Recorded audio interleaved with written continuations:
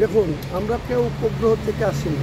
আমরাও মানুষ, পুলিশের যারা চাকরি করেন তাদেরও পরিবার আছে, তারাও মানুষ, তাদেরও পরিবার পরিজনের সবারই সম্মান আছে, আমরা জানি।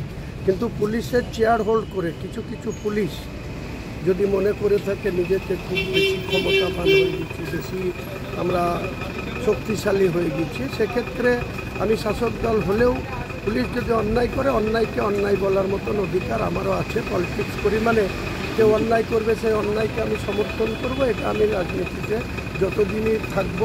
আমি সে কে শাসক না কে বিরোধী সেটা বিষয়টা হচ্ছে জনসাধারণকে ন্যায় বিচার দেওয়ার জন্য, তাদের ন্যায় প্রতিষ্ঠা করার জন্য গণতান্ত্রিকভাবে সবার অধিকার আছে নিজেদের সিকিউরিটি, নিজেদের নিরাপত্তা, নিজেদের পরিবারের নিরাপত্তা নিয়ে বেঁচে থাকার।